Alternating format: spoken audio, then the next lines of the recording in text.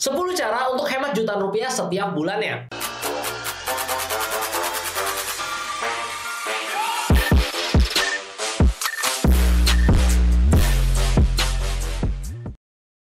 Oke, halo guys, welcome back with Indonesia Salal. Senang banget bisa ngobrol bareng kalian lagi. Gimana keadaan kalian sekarang? Semoga dalam keadaan yang baik, sehat, dan luar biasa ya tentunya. Video kali ini kita akan bahas 10 cara gimana supaya kita bisa hemat hingga jutaan rupiah setiap bulannya. Jadi tanpa berlama-lama lagi, langsung kita masuk aja ke yang pertama, yaitu transportasi.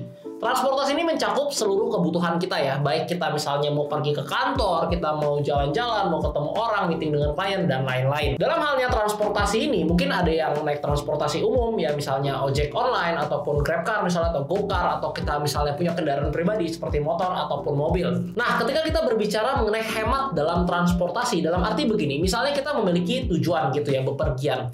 Itu kan ada yang jauh misalnya tempatnya, tapi ada yang dekat. Yang dekat tuh misalnya kita, mau beli minyak goreng gitu ya, dekat ke depan. Atau misalnya kita mau beli pasta gigi gitu ya, kelupaan, habis kita jalan ke Indomaret atau Alfamart gitu misalnya, dekat-dekat gitu ya. Ya tujuan itulah yang dekat-dekat ya, yang kita bisa akses misalnya dengan cara jalan kaki ya. Kita nggak perlu keluarin bensin, atau kita nggak perlu bayar parkir. Misalnya kita naik motor nih ya, walaupun cuma dekat gitu, misalnya cuma dia 5 menit gitu sampai ya, kita harus bayar parkir, itu udah kena 2.000 ya kan, belum lagi misalnya habis bensin dan lain-lain. Jadi kita bisa pergi dengan jalan kaki misalnya, atau naik sepeda kalau misalnya punya sepeda ya. Dengan cara itu kita bisa lebih sehat dan juga hemat, tentunya hemat bayar parkir dan juga bensin. Kalau misalnya kalian yang biasa sering pesan ojek online untuk yang deket-deket, nah mungkin itu bisa dikurangi dengan cara jalan kaki ataupun naik sepeda. Udah hemat, sehat lagi ya kan. Yang kedua, pulsa dan data. Nah ini kan udah jadi kebutuhan primer ya di zaman sekarang. Kalau misalnya nggak ada pulsa, nggak ada data, nggak bisa WhatsApp, itu nggak mungkin. Gimana cara kita komunikasi dengan pekerjaan kita dan lain-lain. Nah sebenarnya untuk pulsa dan data ini kita bisa menghemat dengan cara apa? Kita catat nih kira-kira pengeluaran ya, kebutuhan data yang kita perlukan itu berapa giga misalnya dalam satu bulan. Misalnya kita cuma butuh 1 giga atau 2 giga. Karena di rumah full wifi, habis itu misalnya di kantor itu juga ada wifi, jadi kita cuma perlu pakai ketika kita di luar yang pas nggak ada wifi aja. Tapi ternyata setelah kita cek selama ini kita beli paket yang 10 giga lah, 20 giga, padahal yang kepake cuma mungkin even 10-20% aja. Nah itu kan sayang, jadi mubazir. Nah jadi poin yang kedua ini, yaitu mengenai pulsa atau data, kita bisa menghemat dengan cara membeli paket yang lebih murah. Jadi kalau misalnya lagi di luar nih, nggak ada wifi misalnya ya kan, kita jangan download yang besar-besar dulu. Misalnya file kerjaan nih, ya misalnya kalian bekerja sebagai editor atau desainer, ada file gitu 3 giga atau 5 giga, ya jangan di download pakai kuota kita, tapi kita bisa download ketika kita ada wifi misalnya di kantor ataupun lagi di rumah. Ini bisa hemat banyak banget, mungkin 50.000 sampai 100.000 itu bisa banget. Yang ketiga, mengenai listrik. Nah ini kalau misalnya di rumah, seringkali mungkin kalian yang masih tinggal sendiri mungkin nggak pernah ngerasain, karena ya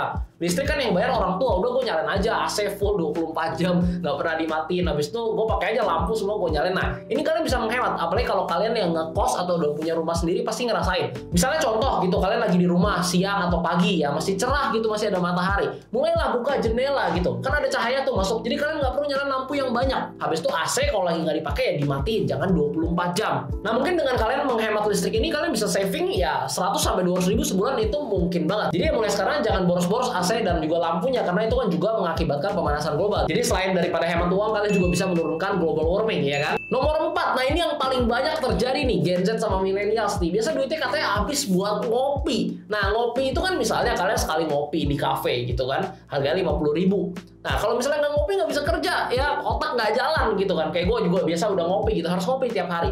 Ini bisa diganti sebenarnya alternatif. Misalnya contoh, kalian yang ngopi sekali ngopi 50.000 ya, 60.000 yang ada brandnya mahal ya kan, kalian bisa ganti, downgrade sedikit lah ke kopi yang mungkin harganya 15 atau 12.000. Tapi kalau sekarang udah ngopinya memang yang 15.000, gimana cara hematnya? Bisa, kalian gantilah ke kopi saset, atau kalian beli biji kopi sendiri, misalnya kalian bikin sendiri di rumah, kalian masukin ke tumbler, kalian bawa ke kantor misalnya. Daripada kalian pesan di kantor kan habis duit 20-30.000, sayang. Ketika kalian taruh di tumbler atau termos, kalian bawa di kantor, ya itu paling berapa sih modalnya kan, air sama kopi paling 5.000, 3.000, itu lebih hemat jauh. Nah untuk permasalahan kopi ini mungkin kalian bisa hemat 200-300.000, apalagi yang biasanya kalian spend uang untuk kopi itu 50-60.000 sekali ngopi, ya kalian ganti, kalian bikin sendiri di rumah, taruh di termos, itu kalian bisa hemat mungkin sampai 1 juta rupiah tiap bulannya. Cobain deh kalau nggak percaya.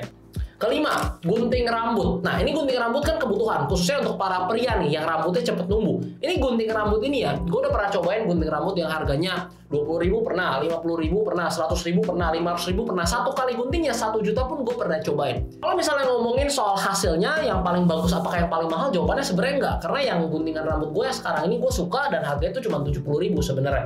Jadi kalau kalian mau menghemat di poin ini, yaitu mengenai gunting rambut, carilah barber yang mungkin harganya terjangkau atau affordable ya, sesuai dengan kantong kalian. Yang 20.000, 25.000 yang bagus banyak kok. Itu lumayan bisa hemat 50-100.000 setiap bulannya. Yang keenam ya, mengenai transfer antar bank. Tenang aja, ini bukan promosi karena ini bukan video endorse. Ini gue cuma pengen sharing aja ke kalian gimana caranya 4 tahun lalu, cara-cara apa yang gue lakuin ketika gue menghemat. Nah, ini masalah untuk transfer bank ini ya. Gue tuh sering kali transfer dulu ya ke antar bank itu kena 6.500 ya. Mungkin sebulan bisa 20-30 kali karena kan gue jualan online dan lain-lain. Itu kalau kena 6.500 kali 30 kali aja udah habis 180.000, 190.000 ya kan.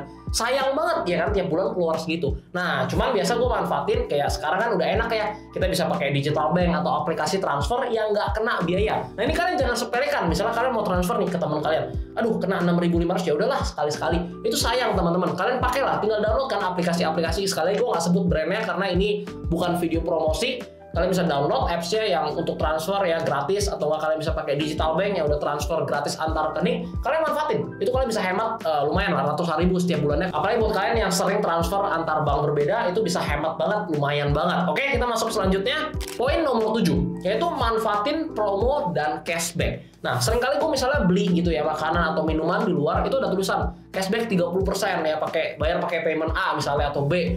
Itu cashback maksimal 5.000 atau 10.000. Kelihatannya kecil gitu, 5.000, 10.000. Tapi kalian perlu ingat, setiap kali kita belanja di luar ataupun belanja di online, cashback itu yang 5.000, 10.000, 20.000, kalau kita kumpulin, setiap harinya kita kan pasti pakai. Ya baik itu misalnya untuk beli makanan, beli kebutuhan online dan lain-lain, itu kalau dikumpulin cashback 1 bulan itu bisa dapat 500 sampai 700.000, itu bisa banget. Apalagi misalnya contoh ya, tanggal kembar, orang bilang kan, aduh nanti jadi konsumtif kan, jadi impulsive buying. Padahal sebenarnya tanggal kembar tuh bisa kita manfaatin. Untuk apa? Untuk membeli kebutuhan kita. Kebutuhan tuh kayak misalnya sabun mandi, ya sampo yang memang harus kita beli, pasta gigi dan lain-lain. Itu kan emang harus dibeli. Nah kalau kita beli pas misalnya tanggal kembar ya, 55, itu ada gratis ongkir, ada diskon, ada cashback, itu untung banget. Dan kita bisa menghemat sampai ratusan ribu rupiah setiap bulannya. Ke-8, nah ini adalah cara yang gue pakai juga ketika waktu itu gue masih kuliah. Jadi gue sering banget bawa bekal. Pagi-pagi sebelum ke kampus gue udah masak dulu.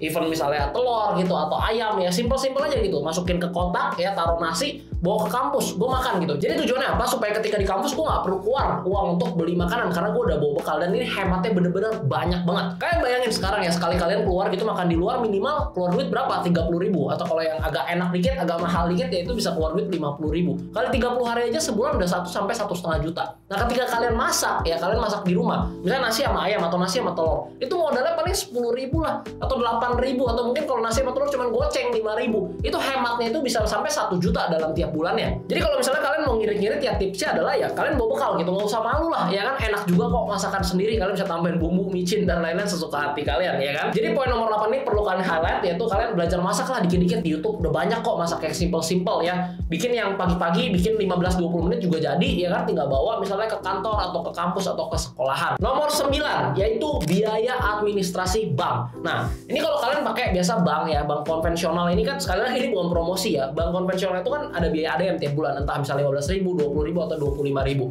Habis itu kalian misalnya punya 3-5 rekening gitu ya. Bagus nggak punya banyak rekening ya? Bagus untuk dipisahkan kan keuangan, misalnya yang untuk nabung, yang untuk investasi, yang untuk kebutuhan. Bagus saja. Tapi bayangin kalau kalian punya 5 rekening, satu rekening kena 20.000 ya sebulan udah kena 100.000. Nah, kalau menurut gua usahakan kalian pakai rekening yang nggak ada biaya ADM-nya. Banyak kok, mau itu bank konvensional atau digital bank, udah banyak yang nggak kena biaya administrasinya. Ya paling kalau misalnya kalian emang butuh untuk misalnya pemasukan atau gaji kalian harus dibayarkan ke rekening tertentu, ya udah pakai satu ya nggak masalah lah. Tapi sisanya kalau bisa usahakan ya nggak kena biaya administrasi biar kalian bisa hemat lagi. Yang ke-10 ini yang menurut gua paling penting dan kalian bisa hemat banyak banget, yaitu jaga kesehatan. Ini gua serius nggak bercanda.